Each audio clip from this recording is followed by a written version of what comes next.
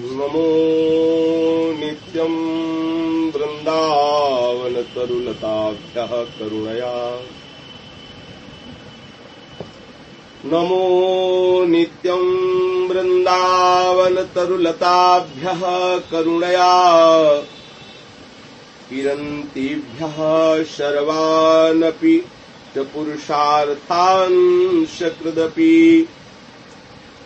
विलोकात् संस्पर्शात् श्रवणकथनात् च स्मरणतो विभान्तिभ्यः पावे प्रकृतिरससारात्ममः सः। हम श्री वृंदावन धाम के तरु और लताओं को नमस्कार करते हैं। नमो नित्यम, जो नित्य है, जो नित्य है और नवीन है। नित्य और नवीन एक साथ कैसे हो सकता है? जो नित्य है वो नवीन कैसा, जो नवीन है वो नित्य कैसा? यही है सच्चिदानंद का स्वरूप। वो नित्य होते हुए नवीन है। नित्य नित्य नौ नवायमान रूपों से वृंदावन की तरुलताएं प्रकाशित हो रही। कैसी अद्भुत महिमा है वृंदावन की लताओं की। किरन्तीभ्यः सर्वानपि च पुरुषार्थान् सकृदपि। एक बार वृंदावन की लताओं का कोई दर्शन कर ले, कोई स्पर्श कर ले, विलोकात् संस्पर्शात् श्रवणात् कथानंच स्मरण तो किरन्तीभ्यः, अद्भुत महिमा। सीधाम वृंदावन की हम उन तरुलताओं को नमस्कार करते हैं जिनका एक बार जिसने दर्शन कर लिया, एक बार जिसने स्मरण कर लिया, एक बार जिसने स्पर्श कर लिया, एक बार जिसने इनकी महिमा का श्रवण कर लिया, एक बार जिसने इनकी महिमा का कथन कर लिया, तो जितने पुरुषार्थ है सब उसके चरणों में लुटते हैं। जितने पुरुषार्थ हैं, धर्म अर्थ काम मोक्ष आदि, ये सारे पुरुषार्थ जितने हैं वो सब चरणों में लौटते हैं और अब परम पुरुषार्थ उसके हृदय में प्रकाशित हो जाता है। जो परम प्रकाश क्या है? प्रेम है। देखो, ये महापुरुष जन अनुभव करके कह रहे हैं, हमें सिर्फ विश्वास करने की जरूरत है। बहुत बड़ी निधि हमें प्राप्त हो गई है। यदि हम विश्वास नहीं करेंगे तो हम इस निधि के समीप रहते हुए भी वंचित रहेंगे। हित ध्रुव जो विश्वास है तब ही सुधरे बात, नातर माया पंथ में फिरे जो टक्कर खा। ये जो श्री वृंदावन की लताएं हैं, वृंदावन की लता सम कोटि कल्प तरुणा है। वृंदावन द्युति पत्र की लता की पूरी तो बात जाने दो, एक लता के पत्ते की कांति के बराबर करोड़ों वैकुंठ नहीं है।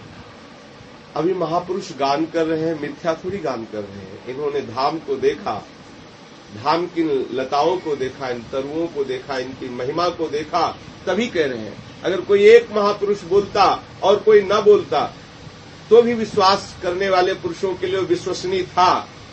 पर बहुत से महापुरुषों ने एक ही बात बोली है, अलग अलग संप्रदाय के महापुरुषों ने एक ही बात बोली है, अर्थात वही बात सत्य है जो रसिक महानुभाव देख रहे हैं। प्रबोधानंद जी कह रहे हैं, नमो नित्यम वृंदावन तरुलताभ्याम करुणया। महान करुणा का स्वरूप है वृंदावन की लताएं, महान करुणा का स्वरूप है। जिसने एक बार वृंदावन की लता का दर्शन कर लिया, एक बार लता को हृदय से आलिंगन कर लिया, स्पर्श किया, एक बार लता की महिमा सुन ली, एक बार लता का यश गान कर लिया, एक बार लता को देख लिया, स्पर्श कर लिया, कथन किया, श्रवण किया, उसके चरणों में समस्त पुरुषार्थ लौटते हैं। ऐसी करुणामयी वृंदावन की लताओं की महिमा है कि उसके चरणों में सब पुरुषार्थ लौटते हुए हृदय में परम पुरुषार्थ प्रेम का प्रादुर्भाव हो जाता है। ऐसी में श्री वृंदावन धाम की लताओं को नमस्कार करते हैं। जब तक वृंदावन की लताओं से ऐसा हम प्यार नहीं करेंगे तब तक हमारे हृदय में श्री प्रिया प्रीतम के प्रति प्रेम उदय हो ही नहीं सकता। ये जो वृंदावन की लताएं हैं ये महान करुणा का स्वरूप है। निश्चित समझो महान करुणा का स्वरूप है। इन्हीं की कृपा से हमें वृंदावन वास मिला, ये हमारा हृदय जानता है। जब हमें कहीं ठौर नहीं मिल रही थी, हमें पता नहीं था कि रासमंडल हित महाप्रभु का है, वहां रासमंडल में गए, एकदम ऐसे नहीं रहा गया अपनी नीचता पर कि हम इतने नीचे कि हमें वृंदावन वास नहीं मिल रहा, मुझे कहीं ऐसी जगह नहीं मिल रही जहां मैं रुक सकूं, मुझे फिर पुनः बनारस जाना पड़ेगा। तो खूब लिपट के रोए, बट वृक्ष की लता। बाद में पता चला जब उपासना में प्रवेश हो गया कि ये श्री सेवक जी की अंतर्ध्यान स्थली है। उस वट वृक्ष से लिपट के रोए। हरिराम व्यास जी के कुछ पद पहले ही पढ़ रखे थे, तो पता था कि हरिराम व्यास जी लताओं से लिपट कर रोए तो उन्हें वृंदावन वास मिला। उसी स्मृति को याद करके लताओं को हृदय से लगाते थे। पर उस दिन बहुत ही रोना है और लगा कि आप इतनी सामर्थ्यशाली, क्या हमें वृंदावन वास नहीं दे सकते? वृंदावन वास की तो बात जाने लो, वृंदावन की उपासना भी प्रदान कर दी, अपने चरणों की शरण प्रदान कर दी। संपूर्णतः अंतःकरण को जो संन्यास मार्ग था, मुझे हजारों जन्म लगते इस उपासना में प्रवेश पाने में, हजारों जन्म लगते, क्योंकि हम जानते हैं कि सन्यासी का हृदय कैसा शुष्क होता है। सन्यासी वैराग्य प्रधान जीवन होता है और अहम ब्रह्मास्मि की उपासना होती है। कहाँ वृंदावन का रस होता है? बिल्कुल उल्टा, बिल्कुल उल्टा। ये सिर्फ वृंदावन की लता की कृपा, वृंदावन की रज की कृपा कि जो कुछ समझ में आ रहा है गुरु कृपा से, तो वृंदावन की लता की कृपा, वृंदावन की रज की कृपा नहीं, इस उपासना में प्रवेश ही नहीं हो सकता। सन्यास का इतना शुष्क हृदय होता है जो बनारस का सन्यास है। उसमें जो मंत्र दिए जाते हैं, जैसे प्रणव आदि हैं या जो उपनिषद के गुह्य मंत्र हैं, वो सब हृदय को कठोर कर देते हैं, महान कठोर कर देते हैं हृदय को। तभी तो तितिक्षा की मूर्ति हो जाता है ज्ञानी पुरुष। और वृंदावन की उपासना में द्रवित हृदय चाहिए, द्रवित हृदय, बहुत द्रवित हृदय, एकदम एकदम लुजा हृदय चाहिए, एकदम सरस हृदय चाहिए। ये सरस उपासना है। यहाँ तनिक भी कठोर हृदय होगा तो बहुत समय लगेगा। पर वाह वृंदावन धाम की लताओं की महिमा, इन्हीं की कृपा से हमें सब कुछ प्राप्त हुआ है। वृंदावन की लता की हम किसी संत को नहीं जानते थे, वृंदावन में किसी संत को नहीं, क्योंकि संन्यास में निरपेक्ष स्वरूप रहा है। यहाँ वृंदावन भी आए तो निरपेक्ष है, किसी भी संत महात्मा से मिले नहीं, हम जानते नहीं थे, किसी से कोई वार्ता नहीं, शांत एकदम एकांत रहते। जब महिमा सुन रखी थी हरिराम व्यास जी के पदों की, कि उन्होंने पदों में अपने गाया है वृंदावन की महिमा को, वृंदावन की लताओं की महिमा को, जब हमें रहना मुश्किल हुआ तब हम इन लताओं से प्रार्थना की। सर्वस्व विश्वास करो, लता की कृपा से ही प्राप्त हुआ है, रज की कृपा से ही प्राप्त हुआ है। बिल्कुल अयोग्य, किसी भी योग्य नहीं। काम क्रोध लोभ तांडव कर रहे हैं हृदय में, अब भी कर रहे हैं। अगर कहीं किसी कोने में कुछ है तो इनकी कृपा है, नहीं हमारे अंदर तो सब कूड़ा करकट भरा हुआ है। हम देखते हैं, लोग क्या जाने, लोग तो महात्मा समझते हैं, अंदर हमारे जो भरा है वो हम जानते हैं। अगर कुछ है तो सिर्फ कृपा है, वृंदावन की रज की कृपा, वृंदावन की लताओं की कृपा। जो भी आया है, हम तो अपनी बात कह रहे हैं, सबसे बड़ी महती कृपा श्री प्रबोधानंद जी के ऊपर भी हुई है, क्योंकि ये तो ज्ञानियों के शिरोमणि थे। देखो, अपराधी पुरुष को पवित्र होने में देर नहीं लगती। जैसे जगाई मधाई थे, शराब पीते थे, कुमार्गामी वृत्तियों को धारण करते थे, लेकिन उनके हृदय में वैष्णवों के प्रति निंदा का भाव नहीं था। वैष्णव की निंदा का भाव नहीं, तो किस फुर्सतें नहीं थी, शराब के नशे में मगन रहते थे, दुराचार में मगन रहते थे। नित्यानंद महाप्रभु को उनके ऊपर कृपा करने में देर नहीं लगी, क्योंकि जो नीच हृदय तो है, पर अभी वैष्णव के प्रति उनका मतलब निंदात्मक भाव नहीं है। वो किसी वैष्णव के प्रति निंदा नहीं करते। अब वो नशे में बैठे थे, सुनाने लगे जाके श्री कृष्ण गोविंद हरे मुरारे, या नाम जो नाम, उनको लगा कि कोई गाना तो सुनाया नहीं, नाम सुनाया, मार दिया उन्होंने, से स्वाभाविक कृपा हो गई।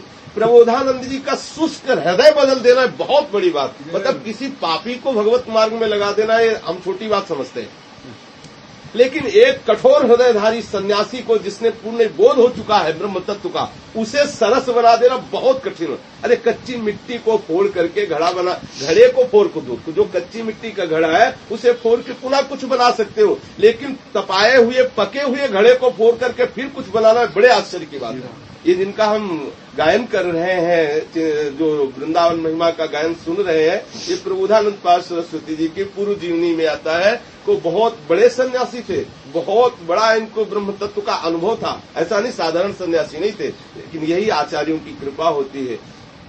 महापुरुषों की कृपा होती है। चैतन्य महाप्रभु की अंतर्दृष्टि का प्रहार इनके उस शुष्क हृदय में हुआ, द्रवित होकर ऐसा बहा कि देख लो अब भी वो बह रहा है, सबके कानों में अब भी बह बह के जा रहा है, वही हृदय तो है बह बह के जा रहा। वृंदावन आए, वृंदावन में रसिकों का संग हुआ, रज का संग हुआ और वृंदावन धाम प्रकाशित हो गया उनके हृदय में।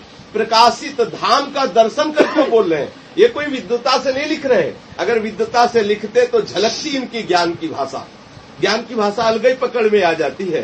ज्ञान ऐसा ज्ञानी नहीं बोल सकता कि मैं वृंदावन में ऐसा करके भी रह सकता हूं लेकिन वृंदावन के बाहर श्री कृष्ण के प्रेम में उन्मत्त होकर भी नहीं रहना चाहता। ये ज्ञानी की भाषा नहीं होगी, ये आसक्तिवान पुरुष की भाषा है, ये ममतावान पुरुष की। इतनी ममता है वृंदावन धाम से, इतनी आसक्ति है वृंदावन धाम से कि सब कुछ उनको हे लग रहा है। अगर कोई साधारण बोलता तो न, इतना बड़ा महात्मा जो मोक्ष तत्व का अधिकार प्रदान करते हैं, मोक्ष जिनका हो गया वो बात नहीं, जो मोक्ष तत्व की अनुभूति कराने वाले महात्मा बोल रहे हैं। वृंदावन की रज का प्रभाव, वृंदावन की लता का प्रभाव और सारा का सारा हृदय, त्रिकाल में भी ज्ञानी के हृदय को द्रवित करना बड़ा कठोर है।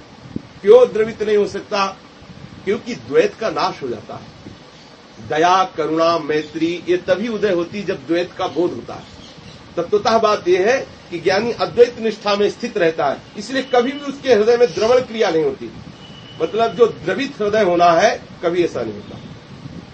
ज्ञानी कभी करुणा मैत्री नहीं कर सकता किसी से मित्रता, क्योंकि किससे करे मैत्री, किससे करे करुणा, किस पर करे दया, किस पर करे? एको हम, जो एक तत्व है वही मैं हूं, आम ब्रह्मास्मि, जैसे उपनिषदों के अलग अलग महावाक्य, ये सब चर्चा छोड़ना चाहते इसलिए सारांश में बताया। इतना बड़ा कठोर हृदय सन्यासी को पूरी सृष्टि का विलास हो रहा हो तो भी उसको कोई फर्क नहीं पड़ेगा, क्योंकि वो सब माया का विलास देख रहा है, माया का विलास, स्वप्नवत विलास देख रहा है। उसको दया कैसे आएगी? करुणा आ ही नहीं सकती। करुणा और दया और मैत्री तो भक्तों का गुण है, क्योंकि ये अद्वैत निष्ठा को पार करके द्वैत में प्रतिष्ठित है। भक्तजन जो प्रेमी जो महात्मा है, इनको अज्ञानी न समझा जाए। ये ज्ञान की उस धरा को पार किए हुए महापुरुष है, क्योंकि अगर हमारा हृदय ज्ञान के मार्ग को न छुआ होता तो शायद हम ये बात न समझ पाते। पर श्री जी की ऐसी कृपा रही कि पहले उधर दौड़ा करके फिर इधर लाए, तो दोनों रास्ते में पता हो गए, और इसलिए मतलब उस मार्ग का भी संशय नहीं, उस मार्ग को भी देख के आ रहे हैं। अद्भुत कृपा हुई तभी अंतःकरण परिवर्तन। ज्ञानी का अंतःकरण इतना कठोर होता है कि कहीं भी पसीज नहीं, चाहे उसका शरीर काट दिया जाए तो भी उसे दुख नहीं होगा। तो बिल्कुल सत्य समझो, यही शरीर अनुभव किया है, इस शरीर की दशाओं को अनुभव किया जब ज्ञान मार्ग में थे। जैसा हम चिंतन करते हैं वैसा ही स्वरूप हो जाता है। हमारा स्वरूप कैसा, जैसा आप चिंतन करते हैं वैसा। आप स्त्री का चिंतन करें, देखो कुछ ऐसे होते हैं पुरुष शरीरधारी जो हर समय स्त्री भाव का आरोप करते हैं अपने तन पे। उनकी चलन, उनकी बोलन, उनकी चितवन हो जाती नहीं हो जाती। जैसे जो नाचने वाले होते हैं ऐसा, वो ऐसे भी चले, ऐसी पोशाक में भी चले तो उनके हाव भाव जो चेष्टाएं, क्यों? उन्होंने ऐसा चिंतन किया है, उन्होंने ऐसा चिंतन किया है। हम अभी चिंतन करने लगे काम का तो हम कामी हो जाएंगे, जबकि हमारा स्वरूप निर्विकार है। स्वरूप निर्विकार है, फिर भी चिंतन के परिणाम से स्वरूप विकार को प्राप्त हो जाता है। अभी हम प्रिया प्रीतम का चिंतन शुरू करें हृदय से तन्मयता पूर्वक, तो हमारे हृदय में द्रवण क्रिया होने लगेगी, आंसू आने लगेंगे, रोम रोम खड़ा हो। ये क्या हुआ? बोले चिंतन का ही तो प्रभाव है। स्वरूप कैसा? निर्मल दर्पण जैसा। जो सामने चिंतन लाओगे वही स्वरूप आपका प्रकाशित हो जाएगा। स्वरूप का कोई भी स्वरूप नहीं है, जीव का कोई भी स्वरूप नहीं है। जीव अब आपने चिंतन किया जो वही स्वरूप आपका हो गया। बोले बड़ा दुष्ट है, बड़ा दुष्ट आत्मा है, बोले बड़े महात्मा है। क्या हुआ? क्या चिंतन ही के तो परिणाम हुआ। उसने दुष्ट चिंतन किया तो दुष्टात्मा हो गया, उसने उत्तम चिंतन किया तो महात्मा हो गया। वस्तुतः स्वरूप न दुष्ट है न महात्मा है, स्वरूप तो स्वरूप है। आप जैसा चिंतन करते हो वैसा ही आप बन जाते हैं।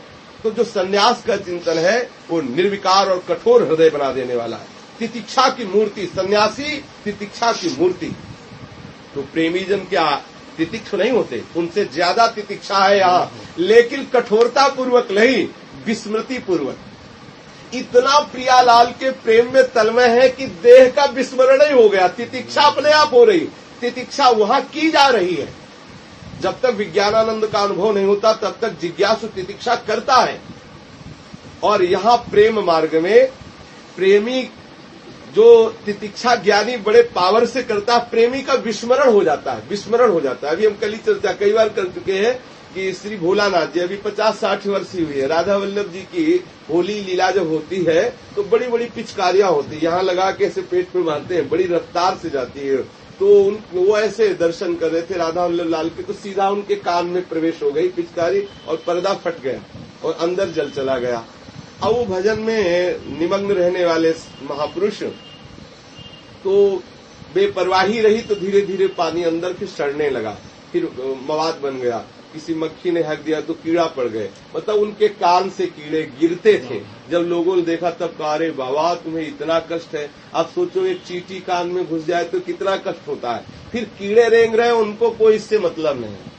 देखो तितिक्षा, देखो जिस तितिक्षा के लिए ज्ञान मार्ग में बड़ी सराहना की जाती है, प्रेमियों की वो उपेक्षा का पात्र होती है, उपेक्षा का पात्र होती है। विस्मृति, प्रेम में देह और देह के दुख सुखों की विस्मृति, उसमें त्याग, और बहुत अच्छा त्याग हुआ तो वैराग्य, और वैराग्य जब गाढ़ भाव को प्राप्त होता है तो उपरति। ये त्याग की 3 धाराएं हैं, त्याग, वैराग्य और उपरति। और यहाँ विस्मृति, यहाँ विस्मृति मतलब इस जो उपासना कर रहे हैं वो इस भाव को समझेंगे।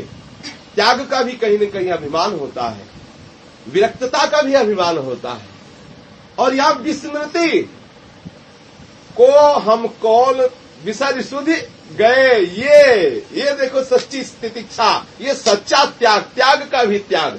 विस्मृति, मैं कौन हूं, कहां से आया हूं, क्या है, होश ही खत्म, प्रेम में निमग्न, ये सच्चा त्याग। इसीलिए बड़े बड़े ज्ञानी महापुरुष भी ललचाते हैं इस प्रेम को, ललचाते हैं इस प्रेम को कि ये प्रेम प्राप्त हो जाए, जो त्याग के त्याग की भी विस्मृति करा दे। विस्मृति, जब हमें होश ही नहीं है तो दर्द किसको हो रहा है, होश ही नहीं है।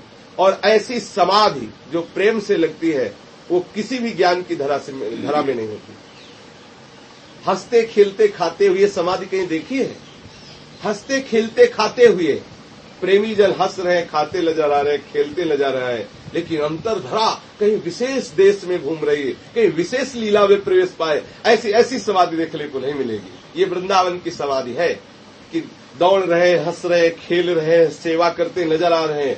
और जो ज्ञानियों की चरम अवस्था है, जो समाधि ज्ञानियों की चरम अवस्था, निर्विकल्प समाधि, वो उसके परे अवस्था को प्राप्त महापुरुष हंसते खेलते। इसीलिए प्रेम सर्वोपरि है।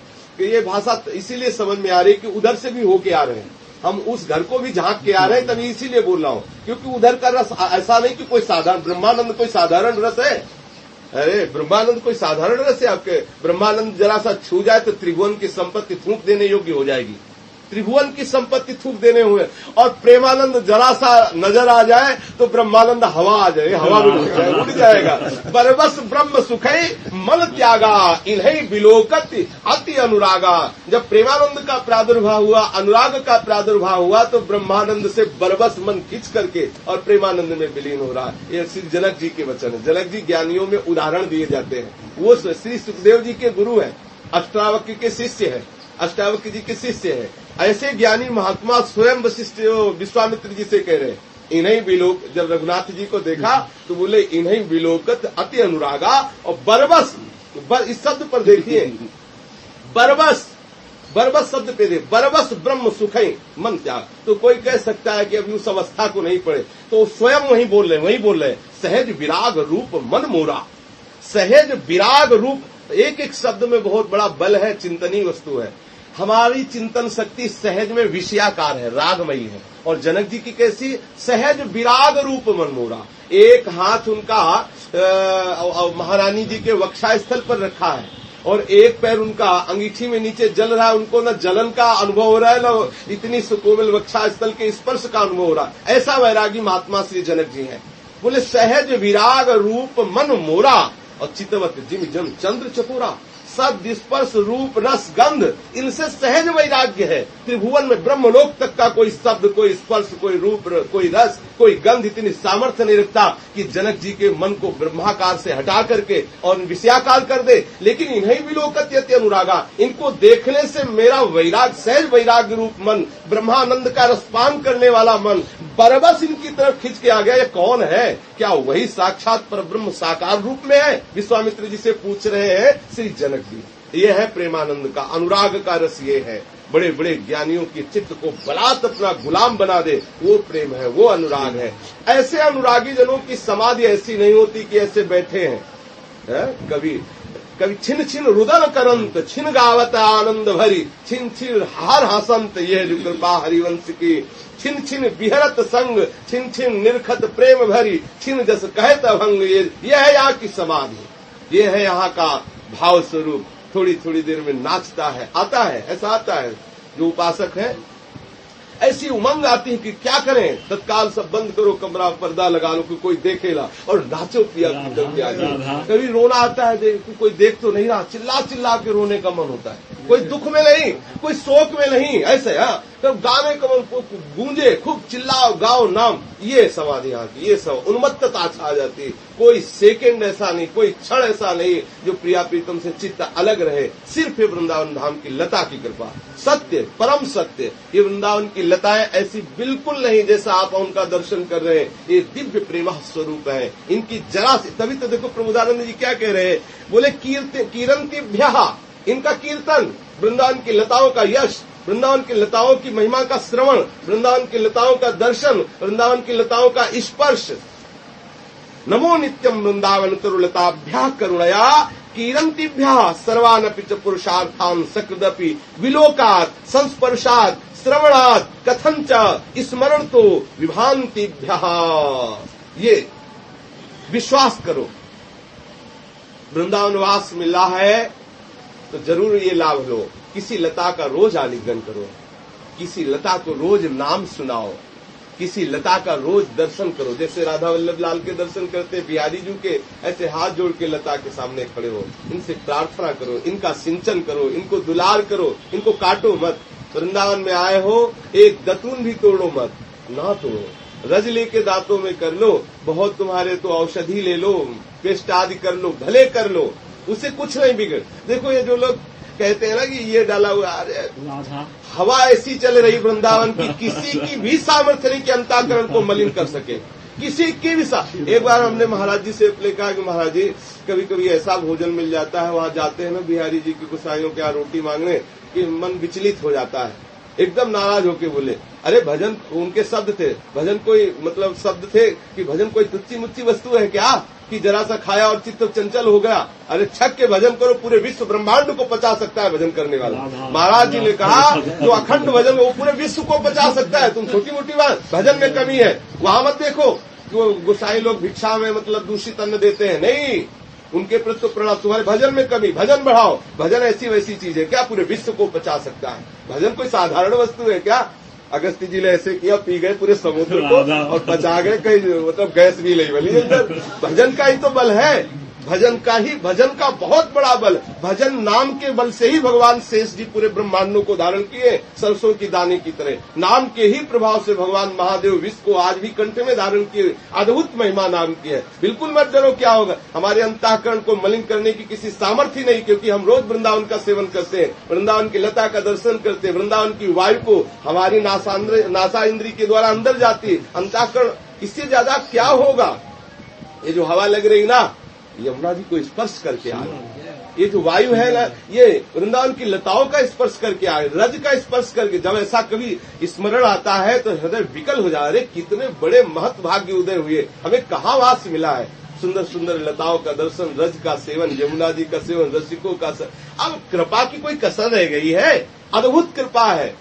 अब जेब में तो करोड़ों रुपए का चेक पड़ा है, भीख मांगते एक एक रुपए घूमो, तो तुम्हारे दुर्भाग्य की बात है, मूर्खता की बात है। इतनी बड़ी संपत्ति प्रियाजू ने हमें दे दी और अब भी हम घूमे इधर उधर संसार में भटकते हुए, नाशवान धन संपत्ति शारीरिक सुखों के लिए। तो इससे बढ़कर मूर्खता क्या होगी? यही अविद्या है। वृंदावन की लताएं अद्भुत कृपा स्वरूप है, अद्भुत। आप खुद अनुभव करके देख लो, आज देख लो, इस बात को वृंदावन की भूमि में बैठ करके हमारा हृदय भी कह रहा हो, बड़े बड़े महापुरुषों ने भी कहा है, पूर्ण विश्वास पूर्वक वृंदावन की लता से आप अर्जी लगा के देख लो, ठाकुर जी के यहाँ लेट पूरी होगी, यहाँ जल्दी पूरी हो जाएगी, क्योंकि श्री लाल प्रिया को सुख पहुंचाने वाली लता है, श्री लाल प्रिया की इच्छा की पूर्ति करने वाली लता है। तो हम जीवों की इच्छा पूर्ति हो जाए, कौन सी बात बड़ी हो गई।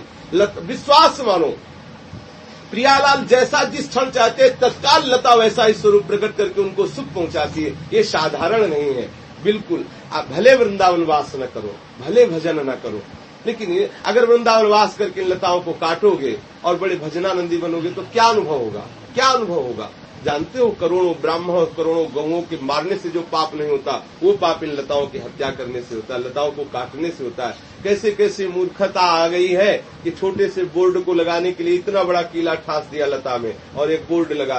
हृदय नोचता है। कई लताओं से जब निकाला तो जैसे रक्त निकलता है, ऐसे उनसे निकलता हुआ रस दिखाए तो हृदय छिल गया कि देखो कैसे कैसे मूर्खता है कि ऐसी लता, इनको वृक्ष केवल समझते हैं, केवल वृक्ष समझते हैं। ऐसा नहीं, ये वृंदावन की वो लताएं हैं जो प्रियालाल को सुख पहुंचाती हैं। आप इनसे कामना करके देखो, उससे कामना नहीं करनी चाहिए, पर हम परीक्षार्थ कह रहे हैं कि आपको अगर ये महिमा देखनी है तो चूंकि हमें देखने को मिला है, आप कामना करके देखो, आप रोज हृदय से लगाओ और आप बात करके देखो इनसे। अगर आपको उत्तर न मिले तो कहना, आप कामना करके देखो, अगर आपकी कामना पूर्ण न हो जाए तो कहना। बिल्कुल निश्चित बात, निश्चित बात।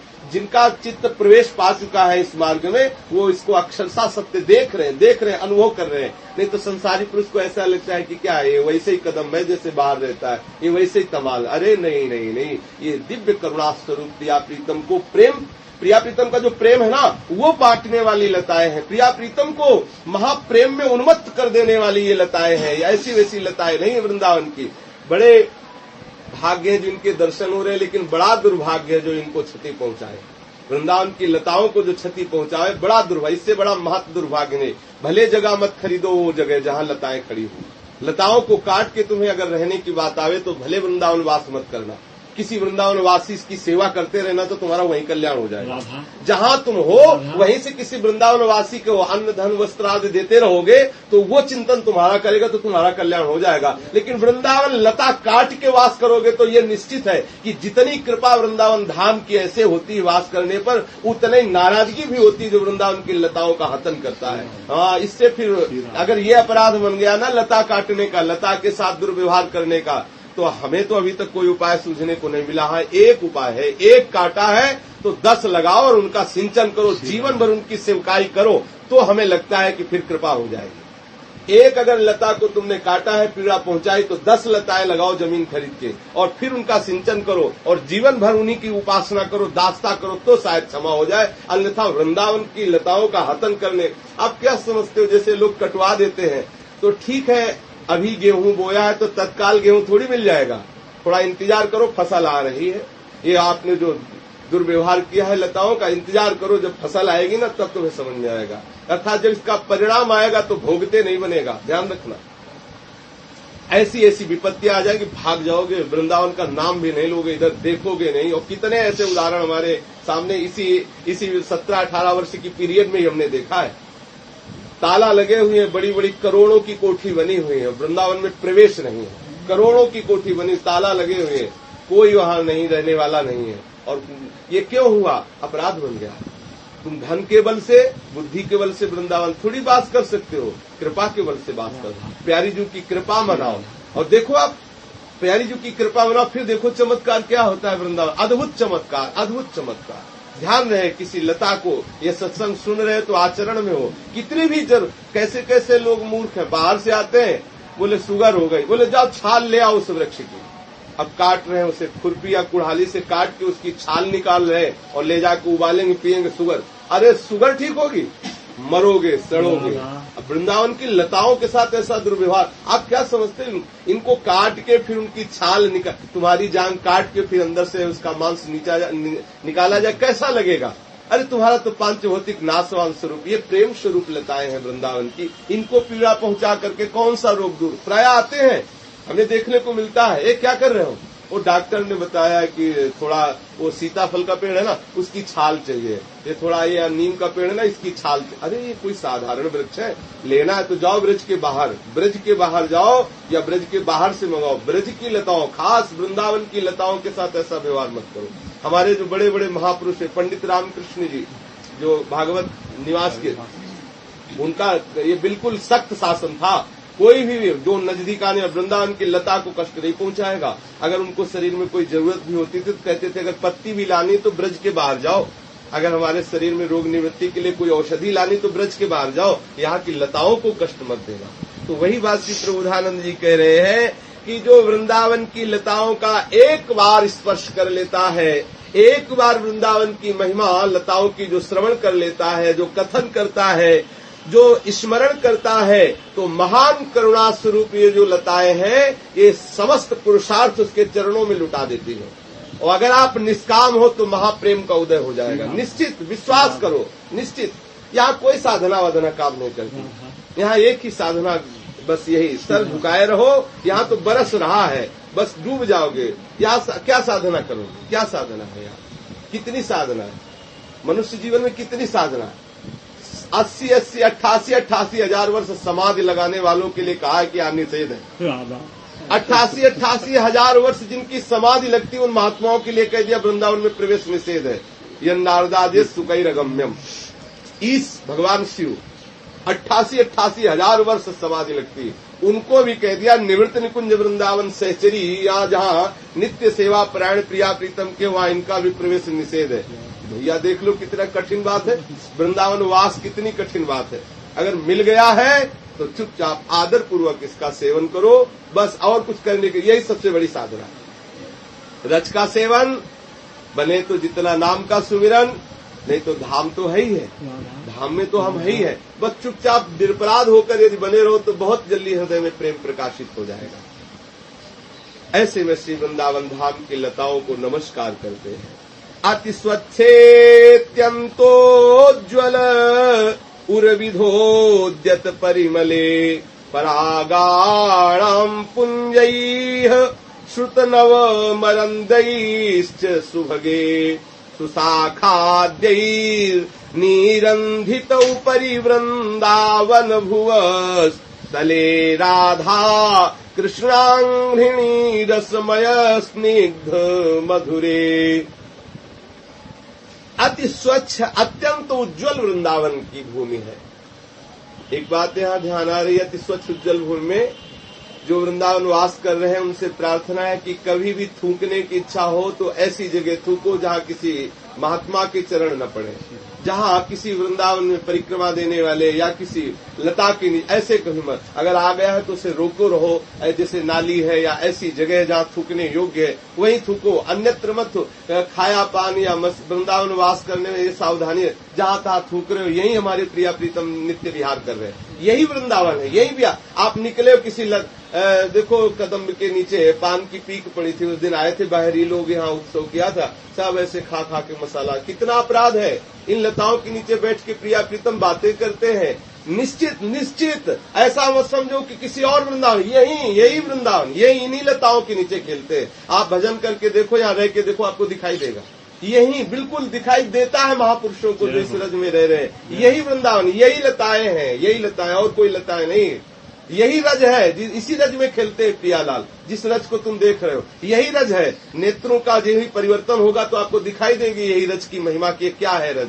खूब आनंद पूर्वक वृंदावन वास करो, पर कुछ सावधानियां रखो। जैसे परिक्रमा दे रहे हैं, थूकते हैं लोग और परिक्रमा में थूक देते हैं, जहाँ चलते हैं ऐसे बहुत। अगर कभी थूकने की बात आई है उसको रोके रहो, जहाँ नाली दिखाई दे, जहाँ ऐसा हो वहाँ थूक दो। लघुशंका बहुत सावधानी पूर्वक। वृंदावन आगे लिखा है दीवार में राधा कृष्ण, और आप वहाँ खड़े खड़े लघु शंका कर रहे हो, तुम्हारे हृदय में प्रेम प्रकट होगा? कदापि नहीं प्रकट होगा। नाम है, नाम और नामी में अंतर थोड़ी है। जो राधा वही राधा नाम। हमें तो लगता है राधा नाम राधा जू से बढ़ करके है, राधा नाम राधा जू से बढ़ करके है। जो हमें अंगुली पकड़ करके राधा जू से मिलाए वो राधा जू से बढ़ करके है कि नहीं? राधा जू से बढ़ करके है कि नहीं? तो हम राधा जू को क्या जानते हैं? राधा नाम ही तो है जो हमारे हृदय में आकर के हमको पकड़ करके किशोरी जी तक ले जा रहा है। वो राधा नाम ही देखो, आप देखो राधा राधा राधा राधा राधा राधा राधा। तो बस अगर हम नहीं पहुंच पा रहे, हमारी चाल धीमी है, तो राधा जी को पकड़ के ले आए। नाम दोनों तरफ देखता कि कम समय में कैसे दोनों का मिलान कर दे। तो देखा ये तो बड़ा सुस्त है, बात बनेगी नहीं, तो नाम जो है नामी को पकड़ के ले आता है, चलो, और उसके हृदय में बैठा देता। अगर देखा रफ्तार ज्यादा तेज है तो दौड़ा के वहां पहुंचा देता है। बड़ी कृपा नाम की। राधा नाम राधा जू से भी बढ़कर के है। अब जहां लिखा है श्री राधा, आप उसके सामने खड़े होकर लघु शंका कर रहे हो। कितनी मतलब ये छोटी छोटी बातें जो सत्संग का मतलब थोड़ी कि मनोरंजन कर दिया गया। सावधानी, सत्संग में सावधानियां हैं। अपने जीवन को बड़े सावधानी पूर्वक चलाओ। जहां नाम लिखा है वहां कभी थूको मत, लघु शंका मत को। प्राण हमारी स्वामिनी का नाम लिखा है, हमारे प्राण वल्लभ का नाम लिखा हो, तुरंत रोम रोम खड़ा हो जाए। अरे तो नया नाम। बहुत सावधानी पूर्वक वृंदावन धाम में वास करो। किसी लता को, किसी वैष्णव को कहीं भी ऐसे कोई अपराध न बनने पाए। बस इतना, यहाँ ज्यादा प्रपंच करने की जरूरत नहीं है, ज्यादा अहंकार करने की जरूरत नहीं। अगर तुम्हें वास मिल गया, चुपचाप कुटिया में रहो, नाम जप करते रहो, सीधे निकलो, ठाकुर जी के दर्शन करो, फिर कुटिया में रहो अपने। वहाँ झाड़ू पोछा लगाओ, लताओ। यहाँ ज्यादा बैठना उठना व्यवहार करना, ये सब यहाँ वृंदावन वास में ठीक नहीं है। 4 जगह जाना, 4 जगह मिलना, ये सब ठीक नहीं। कहीं एक जगह चुन लो, जहाँ गए थोड़ी बात सुन ली, बस। ज्यादा सुनने की भी जरूरत नहीं है, क्योंकि ज्यादा सुन के क्या करो, सुन लिया राधा नाम, लगो राधा नाम में। हाँ, राधा नाम की जहाँ महिमा सुनने को मिल रही, थोड़ी देर बैठ गए, सुन लिया, बस। इसके बाद निरंतर उसमें रमण करो। ज्यादा यहाँ बोलने की जरूरत नहीं, ज्यादा यहाँ व्यवहार करने। वृंदावन ऐसे रहो, मनो चिन्हारो ना, रिश्तेदार, नातेदार, मित्र, व्यवहार, ये सब आग लगा के बाहर छोड़ दो। वृंदावन में तो केवल रिश्तेदारी रसिकों से, नातेदारी केवल रसिकों से है, और मालिक हमारे श्यामा श्याम। सदा सनातन निक रस जोरी, महिमा निगम न जानी। ये जो जोरी है, चिंता मत करो कि आज है कल नहीं रहेगी, ऐसा नहीं। सदा सनातन निक रस जोरी, महिमा निगम न जानी। श्री हरि प्रिया हितु निज दासी, रहत सदा गवानी। जय जय वृंदावन रजधानी। बिल्कुल यहाँ मौन रहो, आवश्यक हो तो बस बोलो। किसी से कोई मित्रता मत रखो, ना शत्रुता रखो, उदासीन बन करके। लाड़ लड़ेची केलिकल अद्भुत प्रेम विलास, तिनही के रंग रंग रहे, सबते होए उदास। ये आचार्यों ने वर्णन किया। सबते होए उदास, नजर ही नहीं मिलानी, नजर ही नहीं देनी किसी से ना, सबसे उदास वृत्ति में। हाँ, जहाँ देखा प्रिया प्रीतम के प्यारे जन है, तो पूरा हृदय खोल के उनसे मिले। इष्ट मिले और मन मिले, मिले भजन रस रीति, तहाँ निसंग को है मिलिए, 300 करिए प्रीति, अन्यथा उदासीन रहो। ऐसा हमारे महापुरुषों ने कहा है कि प्रेमी रसिकन सो मिलकर के प्रिया प्रीतम की प्रेम की बातें करे, अन्यथा मौन रहे, मौन रहे। अगर आप बोलोगे तो फिर बात बिगड़ जाएगी। अन्य से बोलने की जरूरत नहीं। शांत, एकदम एकांत जीवन होना। वृंदावन का प्रेम प्राप्त करने के लिए एक ही रहनी है, किसी से कोई पहचान नहीं। ऐसे पहचान होते हुए भी जैसे मार्ग में चल रहे, तो एक बार दृष्टि उठानी होती कि कोई हमारे गुरुजन, महापुरुष, संतजन तो नहीं जा रहे। अगर वो दिखाई दिए दूर से कि वो आ रहे हैं, तो सावधान हो गए। नमस्कार प्रणाम करने के बाद एक बार दृष्टि यहाँ जरूर उठानी चाहिए वृंदावन में, क्योंकि हम जा रहे हैं, हमारे कोई गुरुजन निकल गए, हमने उनकी अभ्यर्थना नहीं की, ये हमारा दुर्भाग्य होगा। फल फूल की बातें नहीं कि क्या परिणाम होगा, परिणाम, लेकिन हमारा दुर्भाग्य होगा कि हमने भर नेत्र उनको देखा नहीं, उनके दर्शन नहीं किए। जो राधा नाम के आसक्त जन है, जो प्रेमी जन महापुरुष है, वो निकल गए, हमने एक दृष्टि से उनको देखा नहीं, ये हमारा दुर्भाग्य होगा। तो ऐसा करते हैं, चले थोड़ी देर, एक बार देखा कि कोई महापुरुष, तो बस फिर सर झुका लिया। और देखा कि ये संसारी परिचय वाला है, तो इतना नजर झुका लिया कि सामने आके खड़ा हो तो भी हमने नहीं देखा और आगे बढ़ गए। अगर हम ऐसा देखेंगे तो हमारा भजन छूट जाएगा।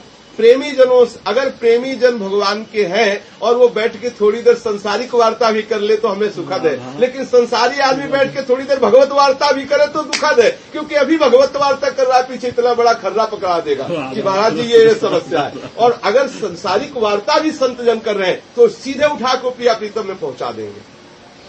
किसी कारण से यदि वो संसारिक वार्ता कर रहे हैं तो उनका विश्राम श्री जी ही है, ध्यान रखना। संत अगर संसारिक वार्ता भी कर रहे हैं तो उनका विश्राम श्री जी है, और अगर संसारी आदमी श्री जी की वार्ता भी कर रहा तो उसका विश्राम संसारी है। पूरी हम देखा है ना, ये भी देखा है। बहुत प्रेम की बातें करने के बाद धीरे से एक पॉइंट पकड़ा दिया कि अमुक वार्ता, अमुक क्रिया पूरी हो जाए तो फिर हम भजन तन्मयता पूर्वक करें।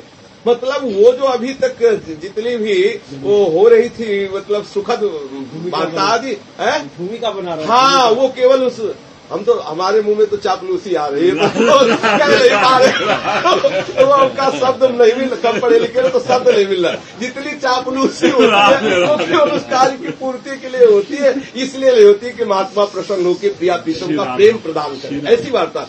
अगर महात्मा जन थोड़ी देर के लिए संसारी वार्ता भी करे तो ये नहीं सोचना चाहिए कि क्योंकि उनका विश्राम वही है, उनका विश्राम प्रिया प्रीतम। चाहे किसी महात्मा से वार्ता करके देख लो, थोड़ी देर आप शरीर की वार्ता करके देख लो, उठा के वहीं आपको पटक देंगे श्री जी में। और आप थोड़ी देर श्री जी की वार्ता करके संसारियों से देख लो, उठा के वहीं पटक देंगे। आप बैठो, हम कभी आपको दिखाएं 10 मिनट 15 मिनट, इसके बाद विश्राम स्थली उनकी संसार ही है, पत्नी पुत्र पति बेटा सब वही कहीं न कहीं किसी कोने में घसीट के ले जाएंगे, आपको दिखाएंगे कि देखो ये कमजोरी अगर ये पूरी हो जाए फिर हम निश्चिंत होकर भजन करें। अर्थात महात्मा का भजन अब वहां लगे कि वो पूर्ति हो तब भजन।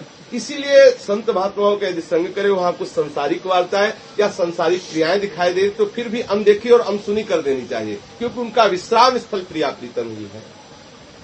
और अन्यत्र फिर शांत उदासीन ही रहना है। वृंदावन का रस लेना है तो वृंदावन ऐसे रहे मनोचिन्हार होना है। नजर बहुत सावधान यहाँ रखनी है, सारा खेल नजर का है। हर समय नजर झुकी रहे, देखा तो बस संतों को देखा, नहीं झूठ परिचय ही नहीं। जैसे कोई बगल महाराज जी आपने पहचाना नहीं भैया हमने नहीं पहचाना, रुको महाराज जी, तो भैया आपको पहचानने के लिए हमने थोड़ी घर छोड़ा है, प्रियालाल को पहचानने के लिए छोड़ा, उन्हीं को पहचाना, हम तुम्हारे पहचानने, आपने हमें पहचाना, हम साधना तुम्हारे पहचानने के लिए कर रहे हैं क्या? हम तो श्री जी के पहचानने के लिए कर रहे हैं। तुम्हें पहचान हो तो पहचान लो, हमें न पहचानो तो आगे बढ़ो, हम आगे जा रहे हैं। हम तुम्हें थोड़ी पहचान नहीं किया। कभी कोई महात्मा ये नहीं कह सकता कि कभी कोई जरूरत हो तो आप हमको बताना, नहीं, वही एक कहेगा चिंता मत करना, सबकी जरूरत पूरी करने वाले ठाकुर जी है, तुम कभी घबराना नहीं, निरंतर ठाकुर जी का भरोसा रखना, वो जरूर तुम्हारी हर आवश्यकता की पूर्ति करेंगे। देखो संतों की भाषा में, संसारिक भाषा में बोले चिंता मत करना, फोन करना, तुरंत हम जितने लाख कहोगे भेज देंगे। अर्थात श्री जी का आश्रय छोड़ो और हमारा आश्रय लो, अब हमारा ध्यान करो और आप हमारी उपासना करो। ये है स्वरूप संसार के आदमियों से मिलने का। इसलिए उपासक सावधान,